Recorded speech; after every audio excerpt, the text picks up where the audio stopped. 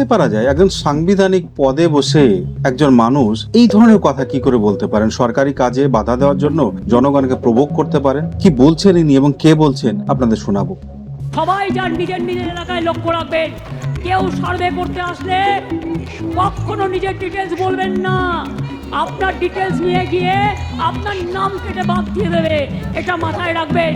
এই জনগণনার জন্য তো সরকারি যে কর্মচারীরা তারা আপনার বাড়িতে আসবেন, আপনার নাম, আপনার বাড়িতে কজন মেম্বার রয়েছেন, কি করেন না করেন ইত্যাদি ইত্যাদি এগুলো তথ্যগুলো জেনে নিয়ে যাবেন।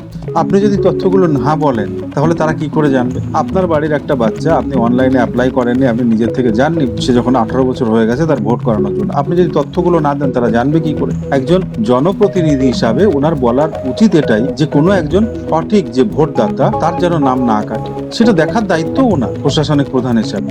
সেটা এনশিওর না করে উনি মানুষকে প্রভোগ করছেন, কোনো তথ্যই দেবেন না, দিলে পরে নাম কেটে দেবেন।